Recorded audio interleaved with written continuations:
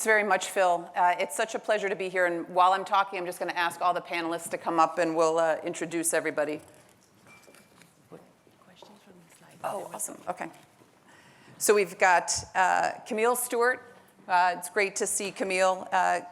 Camille has been in this space, and today she's representing the Office of the National Cyber Director, but she's done tremendous leadership work in the workforce and has had many other roles. I think oftentimes the current title doesn't reflect the texture and the history of everybody's experience, but I would encourage you to look online at all of these bios because they're so deep. But Camille, thank you for being here. David Watson, who's an industry expert and represents Shadowserver, which is an organization that's bringing light to vulnerabilities and what's happening in the space. Jason Healey, who's also been in several spaces at Columbia University. I had the good fortune of engaging and working with Jason at CISA, where he was really so focused on just doing the good work in whatever capacity, whatever role he could have to be there. And I know Jason was detailed to ONCD to help with the strategy and many other works. Jon Baker from MITRE, who's going to talk about the MITRE attack and the work that this space has been. And Josh Corman, who's been a good friend for a long time and, as Phil says, has done a lot with very little or nothing. I think Phil and Kemba did a great job really setting the framework for where we are. And I think, as Kemba said at the end, how we're moving forward and the idea that we have to act. And I was sitting there thinking through how we talked about this panel, but it occurred to me that what is so important in this space is this room is filled with people, those who have online, and certainly this panel, this idea that we're not going to wait for a structure. We see where the problems are, and we're going to lean in on that. And we're going to do the work to get there. And there are two examples that I just want to share, because I think it sort of talks about how this space has evolved. So Hurricane Katrina, back after 9/11, and I sort of look at the cyberspace beginning at 9/11. I know that's not accurate from a dateline perspective. Kemba did a tremendous job really laying out the history.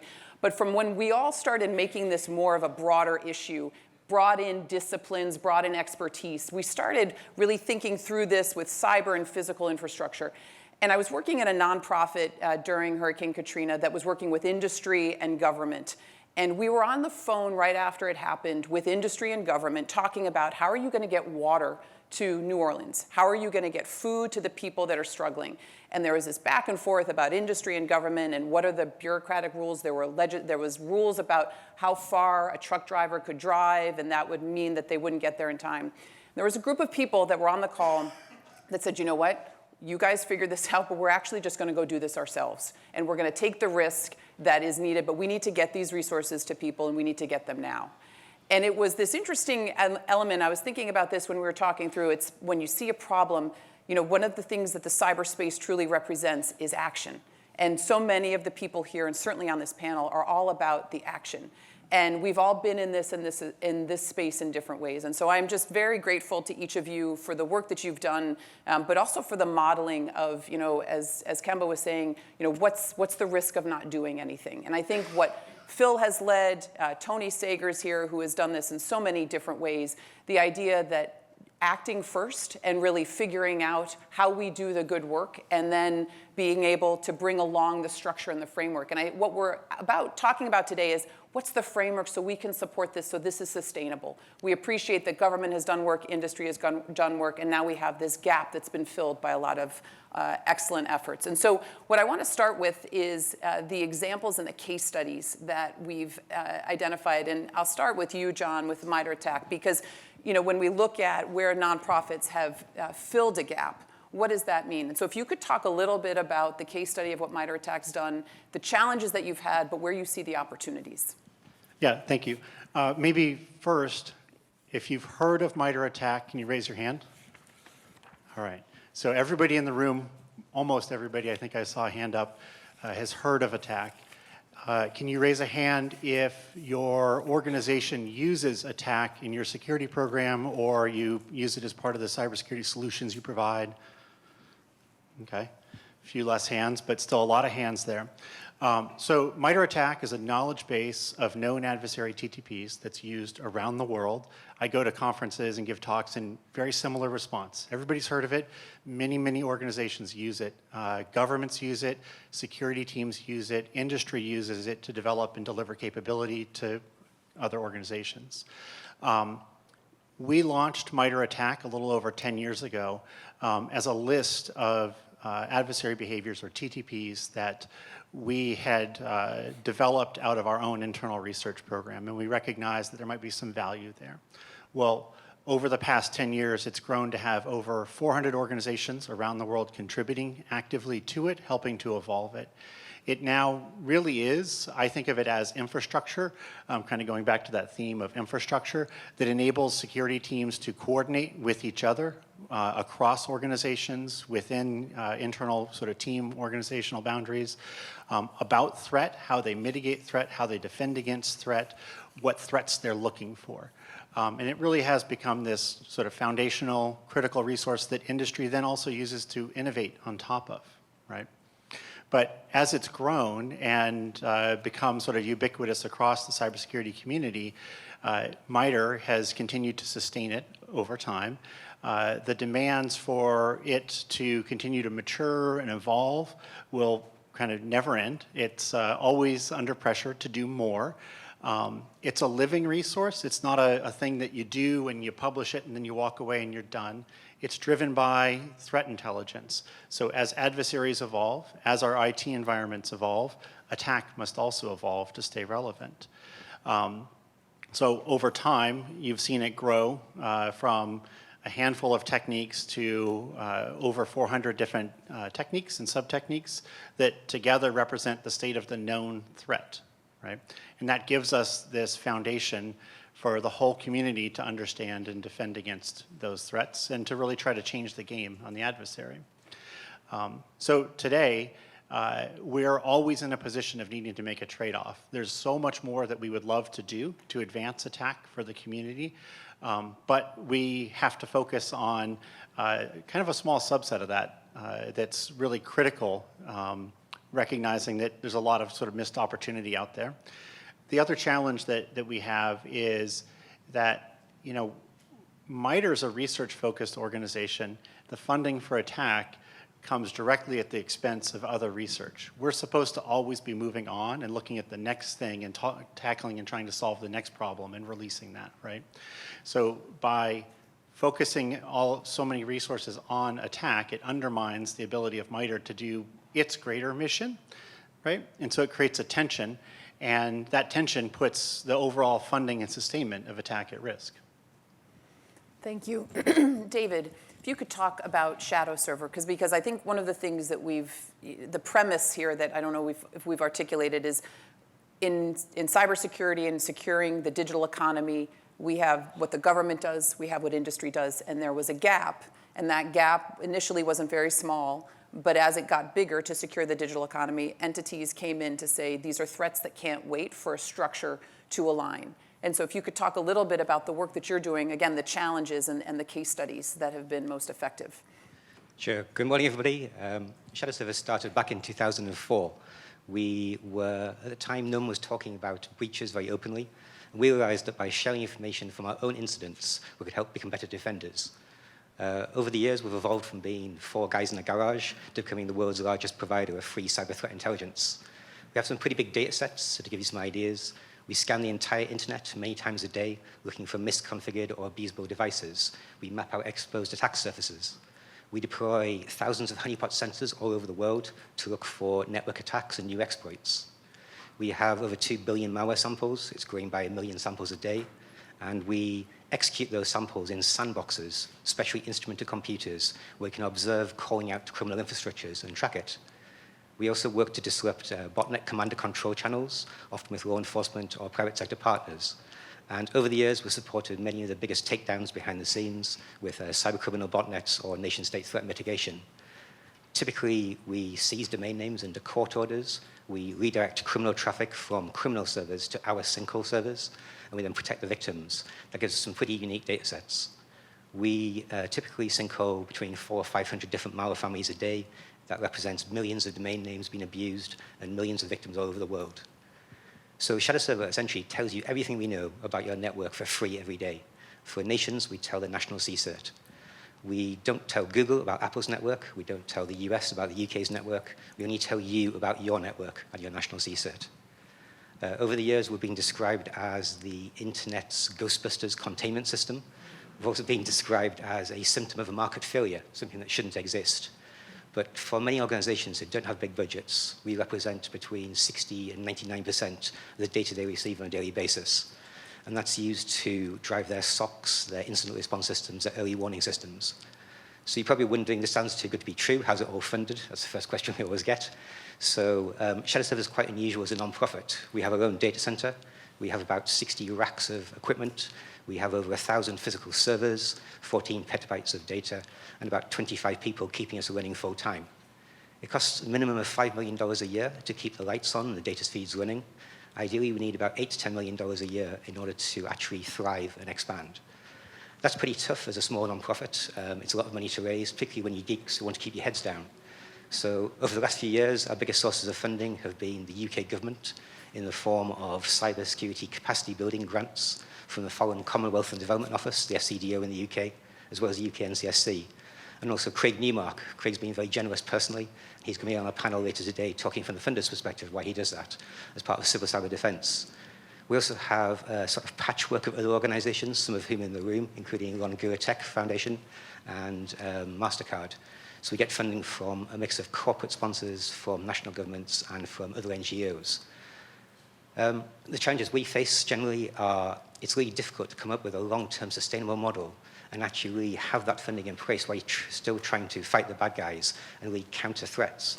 It's difficult to juggle all those different challenges. We want to try and keep our trusted relationships and remain our independence. We're not for sale, we can't be bought. On a more personal level, I think we all know that the cybersecurity industry is a bit of a treadmill. There's a constant evolution of threats and incidents you have to respond to. That leads to a lot of burnout. And as a leader of an organization where you feel that you're constantly facing existential threat, that's a pretty tough position personally to be in. I had a lot more hair before I started doing this. So at Shadowserver, we were described by the Director of Operations of UK NCSC as the most important organization on the internet you've never heard of. Our goal is to try and make people more aware of what we do and why we do it and the benefits of doing that, and to work with our partners, with national CSIRTs, with law enforcement, with like-minded individuals in the room, people like yourselves, to really find a way to make that sustainable and ensure we can protect people for another 20 years. Thank you. And before we go to Josh, I think what's really important, and hopefully we'll get to this a little bit in the breakout, is when you look at what you're doing, there are plenty of companies that have made a tremendous business off of what you're doing. You've chosen to do it in a very different format. And I think that is the mentality and that is the disposition about what we're talking about, which is when you see a gap, it's not about the model, the business model, but how do you actually make it most effective and most valuable. And then there is this interesting nexus about how industry supports this work. I ran a nonprofit after coming out of the Commission on Cyber that was supported by companies, and that's Phil and I did a lot of work together on small businesses. And so there's this hybrid model then as well, which is where you have the goodwill of an idea that's not intended to be in the capital market, but you are funded by industry. And so what does that look like? And I think we want to delve deeper into that. Josh, so you need no introduction. Would love to have you talk through the work that you're doing and you have done, because you have been in this space talking about where there has been a gap, how do you fill that gap? And you and I worked together back in 2016 when I was working on Obama's commission, and we brought you in because we were hearing all of these things from industry, hearing from government, but no one was talking about the work that you're doing. How do you fill this gap? Where are the needs and where are the opportunities? And if you could talk through, I know you've done so much more than I am the Cavalry, but talk through your case studies and your experience. Are you timing yourself? Yeah. If you know me, you know I can be verbose. Yeah, it's a little odd to be here on sustainable funding models because almost maybe incorrectly, the Cavalry eschewed the idea of being in perpetual fundraising mode. So hi, I'm Josh. 10 years ago on August 1st, founded IamTheCavalry.org. The idea was the Cavalry isn't coming on issues affecting public safety, human life. So I was really concerned about where bits and bytes meet flesh and blood. I'd researched the rise of Anonymous and hacktivism. We went into Fort Meade. We tried to say, I'm less concerned with hacktivism and more concerned with what comes next. We were kind of portending cyber terrorism, and Junaid Hussain trick kind of became the existence proof of that. But hackers are really good at challenging assumptions and thinking outside the box and trying to look further down the road and run scenarios, and sometimes those scenarios manifest. And I think our concern was, as defeated as we were knowing the cavalry isn't coming, it's also a bit empowering, because if you know no one's going to come save you, then you start to ask, what am I capable of doing? What am I willing and able to do? And Bo and I joked that if we ever wrote a book about the cavalry, we'd say we have no idea what we're doing, but it seems to be working. But this isn't to do a victory lap per se. We just gave the 10-year later keynote, and we've had a profound impact. I think one of the things I said during the opening remarks, besides Las Vegas, 10 years prior, was, as a wild stretch goal, I said, I have no interest in finding a single flaw in a single medical device from a single medical device maker. I want to hack the incentives to make all of them safer. And in no universe did we think we would do that. But fast forward, and in December a year ago, the Patch Act passed in a law. We have mandatory minimum cyber elements for all medical devices, for large, medium, small, rural hospitals, irrespective of your funding source. And we're like, wow, a bunch of hackers did that. Now, it's not that we hacked the equipment per se, it's that we used empathy. We looked for common cause, common purpose. We met people where they are. We tried to be patiently impatient. We saw a gap in the world, and we tried to have tangible outcomes. And we always had this tension between, should we get funding? Should we get project management? Should we get a professional staff? Should we have better advertising? And maybe we should have, right? Because it's been a hard slog, and we've had a lot of attrition over the last several years from people doing a full-time day job on top of their full-time day job. But also, I didn't want us to become a self-perpetuating entity that just did something that was important 10 years ago. We wanted to be vibrant and agile and flood to the newest constraint. And if you zoom out, I was super proud that we affected 2 US laws. We've decriminalized research. We have alumni in the White House. We have alumni in Congress. We have alumni in pretty critical, important places. And I'm going to shift to the dark side for a moment. While we went into CISA to lead the CISA COVID task force, we saw that 85% of the owners and operators of critical infrastructure, lifeline critical infrastructure, water, food, electrical, hospitals, emergency cares, municipalities, schools, most of the country, they're target rich but cyber poor. We were giving massive shout outs to Wendy's living below the security poverty line wisdom. Apply that to national security now and basic human needs at the bottom of Maslow's hierarchy. And while we went in to try to help reduce the disruption to the nation's 7,000 hospitals or make sure the vaccine supply chain stayed on schedule, you'd be terrified to see how many of those vaccine suppliers, these tiny single owners and operators, no alternative supplies, had 3 IT people. They were all over Shodan, hard-coded passwords. You could sneeze on them, and we would have had a lot more dead friends and family. And it's just not okay. So while I am really proud of the work we did in this hand, I said to the Cavalry folks, like, the world got worse faster, and what we're doing can't scale. So I'm a little torn, and I want to give you some cognitive dissonance for the next 2 days. On the one hand, if you quote our good friend Eli Sugarman, he said there are things that the public sector can't do, and there are things that the private sector won't do. And for everything else, it falls to altruism and philanthropy. And I really resonated with that. Of course we did. Except that I don't think we can always own these things in perpetuity. I think we should look at some of these nonprofits as an error handling routine. We want to spot the unhandled exceptions, the things that fall through the cracks between the public and the private sector. And when those do, we want to catch them, mitigate harm, articulate them, and get them properly placed and owned by the right stakeholders going forward, because this is not a sustainable model. While we went in for hospitals, you saw successful cyber disruption of the water you drink, the food you put on your table, the oil and gas pipelines that fuel our cars, our homes, and our supply chains, the schools your kids go to, and we proved the first mortal consequences from cyber disruption in hospitals. And we used data science to show a 6-week disruption could affect quantifiable loss of life from excess deaths for time-sensitive conditions like heart, brain, and pulmonary. The only thing worse than that is we've now seen hospitals shut their doors forever because their financial insolvency can't keep the doors open. And if they have 1 to 4 weeks cash flow on hand and a ransom can knock you down for 6 to 12 weeks, not only are we in a death spiral, cyber insecurity is an accelerant to that. So my dilemma here is these hospitals cannot afford to do any cybersecurity and cannot afford not to. And the public-private partnerships tend to be focused on the haves, not the have-nots. How do we ensure resilient, continued access to water, food, shelter, safety for the target-rich cyber poor? And how do we make sure that if we're going to look at sustainable funding models, part of that is knowing the things that should be funded evergreen outside of public or private, like a Shadowserver, and which things should be born to die, where we have a very calculated idea of let's catch the mistakes, let's get them the right home, and then let's move on to swarming the next problems. So I don't know, I hope I'm going to be helpful today, but I want to make sure that we're not just building sustainable models to be a crutch or to enable dysfunction, but that we identify the things that need fixing and we have the courage and tenacity to get them fixed. Thank you, Josh, because I think, as you've said so well, this is about how do you create that sustainability for protection and support, and appreciating that we oftentimes, obviously I think our literacy and our fluency about the connection between what's digital and cyber and how that relates to life and to critical infrastructure, to what the lifelines are, is so important, and that we've got to be able to move this dialogue. And so talking about critical infrastructure, Camille, we look to the government to work with industry to protect critical infrastructure. That is the premise of where we are today. We no longer have to make this case about the convergence of physical and cyber. If you look at 2001 to where we were, there was always this concern that physical was going to trump cyber, and then there was this flip, this inflection point where cyber has dominated. But it's still, at the end of the day, the physical infrastructure that we're protecting. So if the government has this responsibility through sector risk management agencies, through others, to protect critical infrastructure, what is its role? What is the opportunity to help support this gap that we've talked about between industry and government? And does it have a role?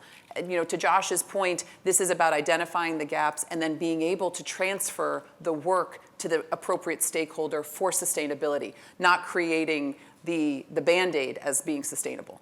And so what do you think, where does the government have that opportunity? Because I think you, obviously, from your work outside of government, but certainly within government, have a unique perspective. Yeah, so to Josh's point, the public sector can't do everything, right? And so we are at a moment where we have to look at the challenges and the opportunities and see how the government, all governments, but I'll speak, of course, to the USG specifically, can take up more of the responsibility and bear some more of that burden. I mean, one of our challenges is that some of these functions cannot, should not, won't be responded to in the same way if one government is funding it exclusively, right? So we have to recognize that. So how do we make sure that we are coming together, allies, partners, to help funnel resources to these organizations? Funding and prioritization is a government necessity. We have to think about where does the money flow and how. And so that does yield things like grants, which if you were looking at some of the pre-read materials can be very limiting, right? You have to align it to the priorities that were set by the federal government for that time period. It has to fit into some specific criteria, but that's kind of the way that government is able to push out resources and align the money that they're pushing out towards their priorities. Even broader than that, though, when you find the funding or the grants that align to your work, I mean, funding can be kind of tricky in a government context. It relies on multiple entities. We need Congress to fund the things that the executive branch has prioritized, et cetera, et cetera. So we have a challenging landscape, but I will say that there are a lot of opportunities. The National Cybersecurity Strategy articulated that as a strategic priority that securing the technical foundations of the internet is a priority. We must do that. We recognize that. We all recognize that this work that we are talking about, the gaps that we have seen, the bits and bytes that underpin all of our services, critical infrastructure, all of that must be secured, must be invested in, must be updated. So how do we do that work? There are already projects ongoing. The Manners Project, the GCA-led Manners Project, is something that ONCD and the federal government are collaborating on. There are some projects underway where we are investing. But there's a lot more opportunity. That articulation of it as a priority means that we together, and that's why I'm so glad that this is a workshop, not a lecture series, all right? Need to ideate and identify opportunities, creative opportunities to continue that investment that align to the things that we have said are our priorities. And so you've seen us putting out implementation plans. That's because the work must happen in stages. That plan is aspiration, the strategy is aspirational, it'll take years. So what are we doing this year? What do we do next year? And how are you integrating into the work to identify those priorities? Open source, we talked about that as part of this work, and there's open source security investment coming out of the federal government. You saw that the National Science Foundation did an open letter that called on grantees to articulate work that they are doing to increase open source software security. So there are opportunities there where we can support developers, support the ecosystem. I will say one of the things that was really important for ONCD and the White House after Log4j was really assessing what the government's role should be in supporting an ecosystem like the open source ecosystem, right? That is a developer-led, organic, grassroots entity that the federal government, governments in general, should not usurp and try to take over. We must figure out how we support that. And we have a role in that, right? We are consumers of open source software. So how do we leverage the skills that we have, the money that we have to support that? But how do we not get ahead of the ecosystem? And so that work has been ongoing. We created a working group that leverages all of the departments and agencies and the work that they're investing in open source to drive that and to promote those things. And so you've seen memory safety be a big pillar of that work. So there's a lot of opportunity there.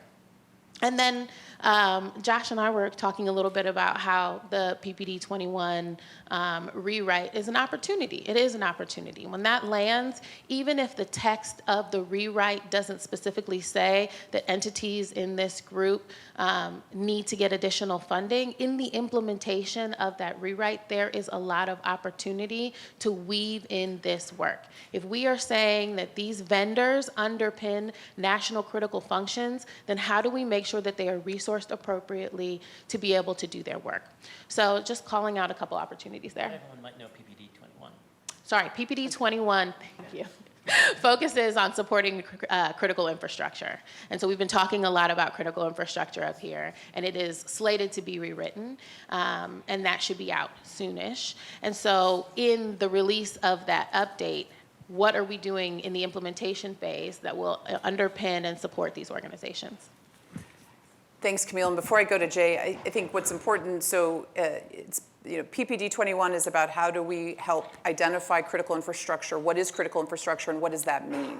And I think this is an evolution. So it was in 2015, I think one of the pieces over the last 6 months that I find very striking is you had the intelligence directors of the Five Eyes meet in Silicon Valley in October to say, you may not have built your business models to know that you're part of the national security infrastructure, but because of the threat from China and others, you are. And so the interdependencies of infrastructure, of industry and government have never been greater. And so as we're looking to secure, how do we build out this roadmap? And I think, government does a great job putting out the goal. We need to have memory safety in all critical infrastructure. That's our goal. What's the roadmap to get there?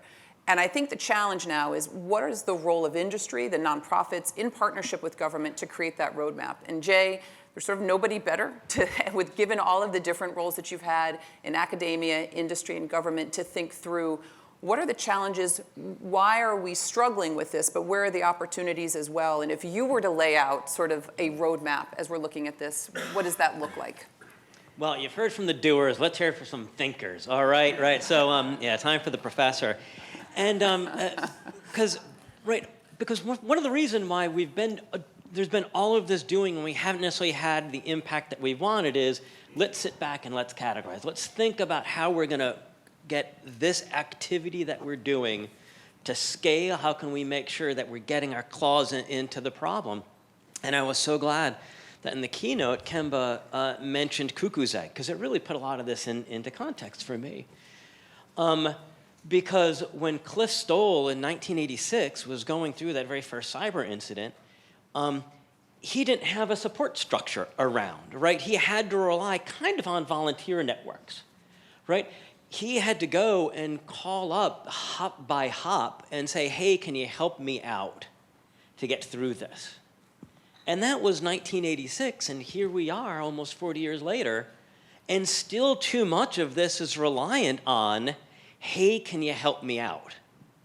Right? So that goes back to 1986, and we're still in the, hey, please help me out. Part of that is we have this mismatch that Camille mentioned about what the government traditionally should do and what it actually can do. Right? We have this, hey, we've got X, Y, and Z. This is a national security problem. Government ought to step in and take care of this. It ought to. Many of us feel that, but in so many places it doesn't yet have the capability to do so. And maybe it never will have the capability, or maybe even isn't appropriate in this space because it is a new sort of problem for us to carry. So much of what we're going to be talking about is coming down to who pays. Right? Great comment from Michael Solmeyer when he had been at Harvard. Now he's over at Department of the Army on, we know how to solve so many of the cybersecurity problems. We know how to do it. We just haven't figured out who pays. Is the end user going to continue to pay? Well, the strategy is trying to shift away from that.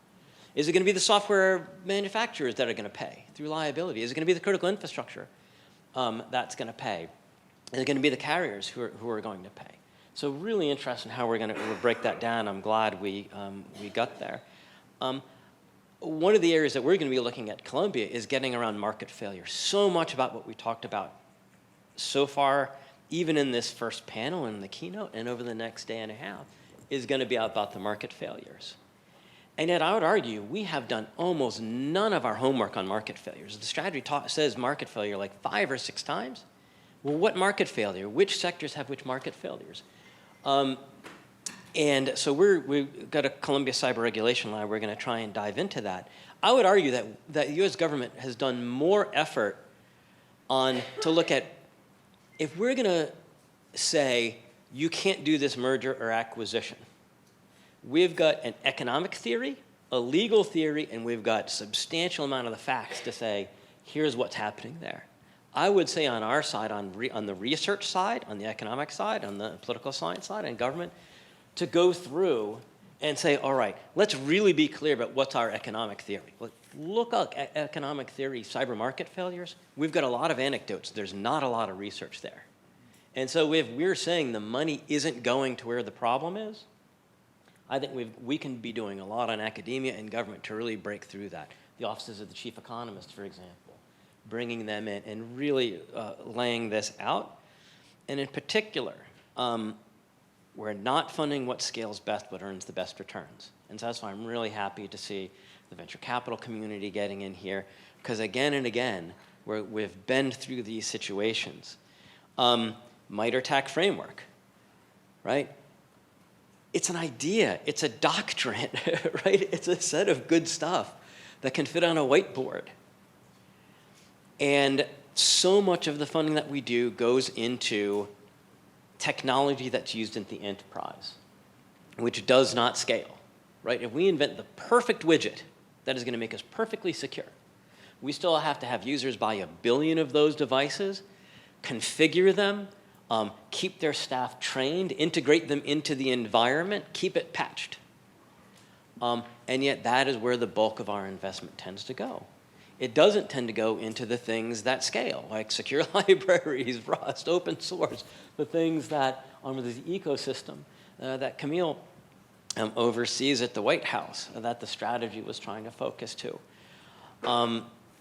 It was really hit if we look back at some of the other historical cases. So we mentioned Kukozek, 1998, Morris Worm, 2 years after, where the first responders of the internet realized they didn't have any infrastructure, they didn't have any system, there wasn't anything supporting them. That led to certs, that led to things like FIRST.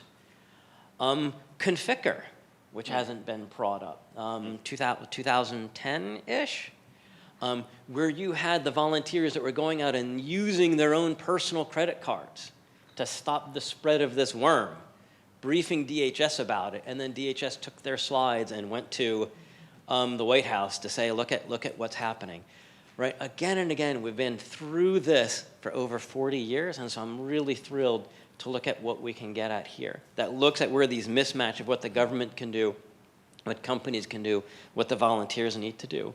Looking at how to figure out who's going to pay in each one of these cases, and how we can move this money to where it's going to scale and not just give the best return. Thank you. Thanks, Jane. Josh, were you going to? I think the economics just want to foot stomp that. What was that line from Adam Shostak's book, like maybe 20 years ago, like chumps study crypto, professionals study economics or something like that. But we really left this off the table, and we know how to eradicate things like SQL injection. We just don't incentivize it. Like if you had software liability for just SQL injection, it would be gone. It's not gone. So we don't have solutions for everything, but it's really an incentives breakdown. And the one thing, back to this poverty line, or the haves and the have-nots, when I was reflecting on how did it get so bad so fast, we've always been prone, we've always been prey, but we didn't have this feeding frenzy from the predators. And basically ransomware was the catalyst, right? So an economic innovation on the bad guys' part changed everything. So succinctly here, forever there's that Willie Sutton quote, "Why do you rob banks?" Someone else answer for me, why? It's where the money is. So forever, in the Fortune 500 and up, why did attackers and defenders focus on the Fortune 500? Somebody? Money is.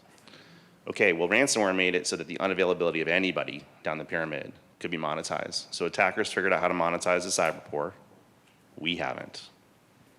So it's an unmitigated feeding frenzy, and unless and until we can crack the incentives and economics of that, who's going to bother helping a bunch of small hospitals when actually the big ones benefit from their weakness and get to buy them or have less competition?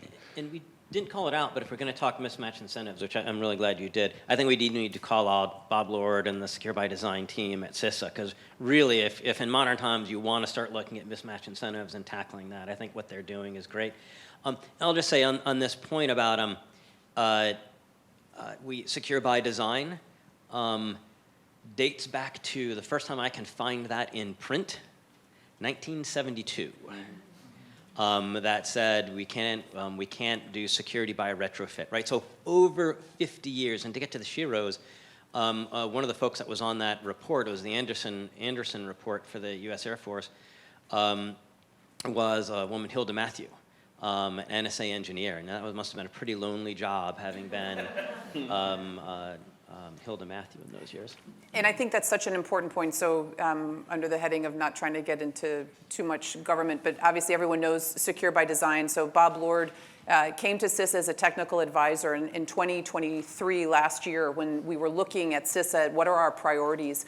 We came together to look at if we can get at the cause, right? To this point about Band-Aids, retrofitting, baking security on after the fact, all of these things aren't going to create a secure infrastructure. And Bob references Ralph Nader's Unsafe at Any Speed and the analogy to cars and what this looks like. And I would encourage you to look at his book and read some of Bob's blogs, because it's very much about what can we save? Because a lot to Josh's point about the economics of this, what can we do ahead of time to mitigate the need for all of this money? One of the best ways, to save is to have to spend less. And what does that look like? And so where are we putting the responsibility on those that are building? And this is where the open source software is challenging as well, because if that open source is coming onto the market unsafe or insecure, it's not being prioritized. How do we prioritize that? And I think I want to ask another question, but when Josh talked about ransomware, it really raises a very interesting economics issue, because it is a financial model. Ransomware is all about making money. But the challenge in this country, as well as probably others, is we created a market for it. So ransomware was covered by insurers. Actually, companies that negotiated ransomware were covered by insurers. So you've created a structure where the economics have all of the perverse incentives. So again, we look at where is the source of the challenge and how do we get at that source? And that, I think, is a unique opportunity for industry, government, nonprofits to come together.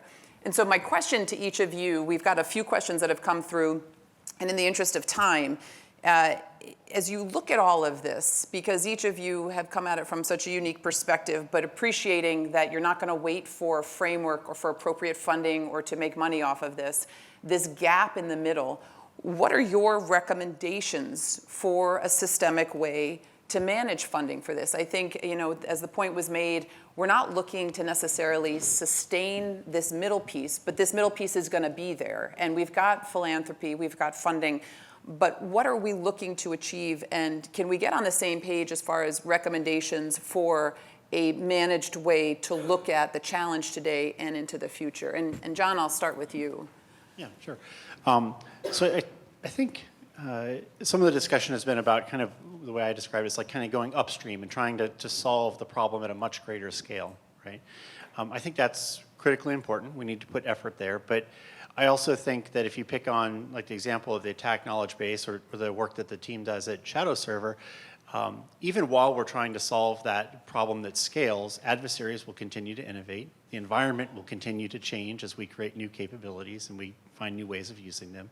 And so we're always going to have this need to also look across and understand how our adversary is moving and evolving, what threats are we seeing across the internet, right? So there's like this set of resources that probably even as we develop better approaches to scaling cybersecurity, you're still always going to need this sort of open, freely available knowledge of what are they doing, what are we seeing, that sort of stuff that we all benefit from. So I think it's just important as we build out a framework to keep in mind that there's sort of like different classes of information, different ways of influencing and solving the problem. I don't think it's one solution, but recognizing that there is a place for that common good that probably should always be there too. David? Yeah, I think there's been a lot of work done in places like the UN on cyber norms, and for a lot of countries defining what you want to have in an open, free, stable, secure internet. So part of that is having knowledge of what the threats are, what the vulnerabilities are, and how you counter those. So I think for us, having a group of nations who are maybe the signatories of the UN Cyber Norms Treaty, or groups like the Five Eyes Partners, for example, coming together and saying we see an inherent value in the security of the internet. We see a value in the work that certain nonprofits are doing to support that. We're going to make funding available to do that. And as a nonprofit at the moment, we scratch around many different sources of funding. We spend a lot of time distracted from our mission by trying to find funding and managing that. So having a single channel where someone could say, here is funding, it's accountable, you have to show what you're doing with it, but it's coming through one channel, one reporting system, now go and do public good. That would make a lot of the nonprofits a lot more effective. If it's not governments, it could be a wider consortium of the willing. It could be philanthropists, it could be corporations, governments all coming together. I think there's definitely a way we can do that that generally makes the internet more secure for everybody, and it's got to be a long-term, committed effort to do that over many years. And I appreciate that perspective because we haven't really talked specifically about the global nature of this. We're sort of implying a domestic focus, but to the point that was made, we have to be looking at this more integrated. And we are seeing so much progress. I think, the work of Nate Fick and his office in the State Department and others to really look at global norms and standards. How do we come together to look at this across other efforts? If I just say one point Yeah, as well. please. And our internet depends on being secure everywhere. It's not just good enough for the UK, the US, etc. It has to be all the nations of the world. The attacks are coming at our systems from other countries, so we've got to help those countries skill up, develop cyber capabilities, protect themselves as well. I'm feeling punchy and looking at some really good leaders in this room. To quote Kemba from when the strategy was released, there is the industry has preferred voluntary, right? The NIST cybersecurity framework is over a decade old. It's been voluntary, and most reports showed in critical infrastructure, most people have volunteered to ignore it. And when I was at CISA, we said, don't tell these hospitals to do best practices or just do zero trust. We said, they don't do anything. So we came up with CISA.gov bad practices, 3 most dangerous things: hard-coded passwords on the internet, unsupported operating systems on the internet, and single-factor remote authentication. That was what's hit Oldsmar Water. It's what hit a bunch of hospitals. And that inspired the CISA cyber performance goals, the baseline, the crawl stage of crawl, walk, run. To do all 400 pages of the NIST cybersecurity framework is not going to happen tomorrow. Start here. And to quote Kemba, there's a time and a place. Voluntary only takes you so far. There's a time and a place to use government power. That time is now to preserve the safety, trust and safety of the public. We're going to use a light touch, but no lighter than is required to preserve that trust. Something along those lines. I hope I got it close.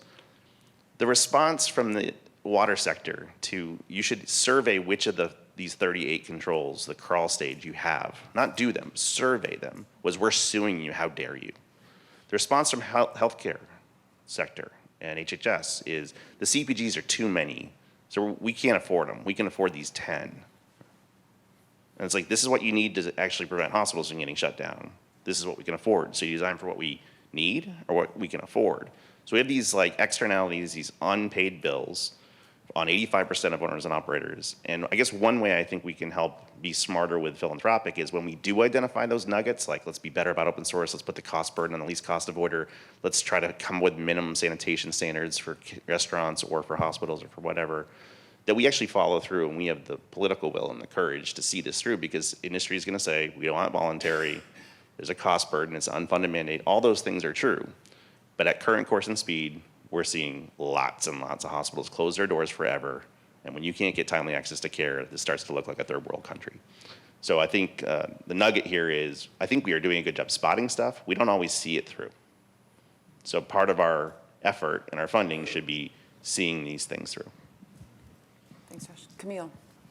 Yeah, I mean, it's not even just seeing it through, it's the pace at which government moves, all government, right? So even though we've identified in the strategy that regulation might be necessary, the lightest touch necessary, but regulation might be necessary to drive towards the desired end and to make the market shifts that we're talking about, that takes time, particularly because we want it to be done right, it to be well-informed, which means we need to get in a room with a bunch of folks who understand the market dynamics, who are sitting in the private sector, who are sitting in academia, and have discussions that can help inform a policy that doesn't break what we sought to fix, right?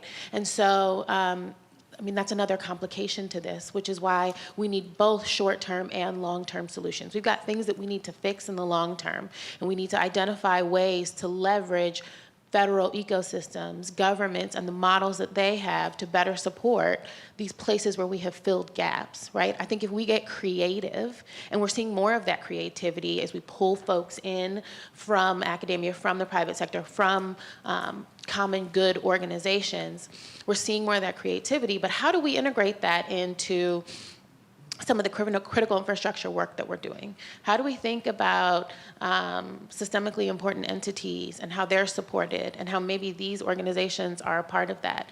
How do we leverage the structures that exist and think more broadly and more intentionally about what today are the organizations that are doing the functions that we were seeking to protect? The other thing I think is that there's no one size fits all. Somebody said that already, but I really want to emphasize that. I don't think that there is one solution that will fit all of the organizations and the challenges that we've identified in this common good ecosystem. And so we have to explore multiple, and in doing that, you probably will need some captains to lead each one. And so I'm excited to see how these breakout sessions yield that kind of work, because there are opportunities in the funder space, there's opportunities in government, there's opportunities in the private sector, and they're also linked, right? The strategy talks about pushing those market incentives. So how can you use government to incentivize the private sector or make the private sector make investments that we deem to be appropriate and necessary? How can you leverage funding to seed something that then should be passed off to the private sector or to government? And we should be thinking about that interconnectedness as much as you think about those separate spaces as well. I think you highlight an important point about all of this, which is agility. There has to be, the threat evolves is so dynamic that there has to be agility baked into this structure as we're looking moving forward. Jay. Thank you. Personally, I usually focus on the ends. Either in the things like secure by design, right? We're on the very early end of trying to get things right early as possible so they don't create problems later, and that's why I like secure by design. That's why I like memory safe languages, a lot of the other things we're doing. I also like the other end on the response. Because on the other end of response, all too often when we're trying to push cybersecurity solutions, we end, from the public policy side, you end up creating losers, and it's the losers that spoil. If you're focusing on response and how to improve response, everybody knows we're in it now. We're all trying to de-shit this fan, excuse me. And like, we are here, thanks Wendy. And like, we are here and we're in it together. And so everybody is gonna feel a winner when you're coming out of it if you're trying to improve response. And so we know how to do it. Like, we've had these opportunities from Confricker, from Log4j, of saying, all right, how can we lock in this and do this response better and to rely on these organizations that have been there. there are existing funds. So for example, one of the things I wanted to do for response was to say, let's get some money, not a lot, say $1 million, and let's actually look at one of each kind of archetype of responses. Counter DDoS, counter malware, counter APT, and let's bring in the decision modelers. And let's actually figure it out who made what decision, made it with what information that led to what response. As far as I know, we've never done that. And that's going to help us figure out, wait a minute, like this little organization right here during Heartbleeder log4j, you know, that's got like 5 people, and we could not have survived without them. And good, so then it can help us understand where to do that. And that ties to, I think, my last point. So much of trying to figure out where the money can go can be a research task. And if you're asking the governments to fund operations, that's going to be an issue, and we're going to have to go to Congress. I don't know how to do that. If you ask us to fund research, like I know within CISA, I know within ONCD, like there are research budgets that could look at, all right, how if we were going to find the 5 places where the smallest amount of money is going to help us the most on response, that we might be able to bid that as a research task, and we've got extra research funding in government in these places. Actually, it wasn't the last. One of the issues that we hit on the public policy side is you've got to be really far along in your career in general, in the US government, the UK government, other governments, before we ever hear about y'all.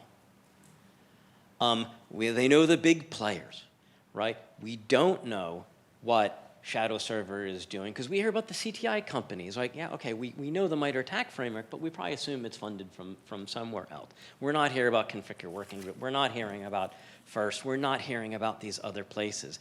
For the small trust groups, that's because they specifically don't want to get known about, and they want to hide. Like in my work, I talk a lot about NSPSec, which helped Estonia a lot. And so that's why I like David's idea of like the small but mighty coalition of trying to get more folks to know that this happens within Congress, within White House, into like even into the universities, so that people know that the internet is relying on these small organizations to succeed. I say the internet succeeds every day. You know the Apollo 13 movie? Like, yeah, NASA did that, and we all sing about it. Like, y'all are doing that every week to keep the internet up, but you don't get the movie. Thank you, Jay. So the objective of this panel was to set the framework for discussion and to ask the right questions. And I think a lot of great questions have been offered, as well as important elements to where solutions are. We've talked about knowing the problem, that we know what to do, but it's a figuring out how do we create a sustainable model? How do we create sustainable funding for the future? And how do we ensure that the work that's being done by goodwill from common good is sustainable, is supported, is structured in a way that ensures that the security of the country, the security of the world sustains not just for today, but in the future, and that our prioritization is resilience. So with that, Phil has given me a very specific script, so I am going to read by word.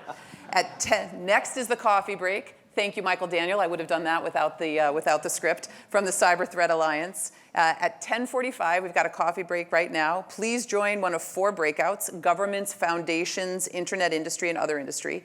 And these breakouts are going to focus on understanding the challenges of the specific communities, the funding availability, interest, and challenges faced by the nonprofits that are working with them.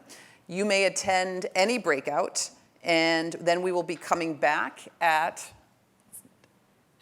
10, well, we come back at 11:30. We leave at 10:45 for the breakouts. And then we come back at 11:30, and then we're going to discuss the findings. But thank you all for the morning, and looking forward to all the conversations that are going to happen in the breakouts. And thanks very much to the panel for all of your work.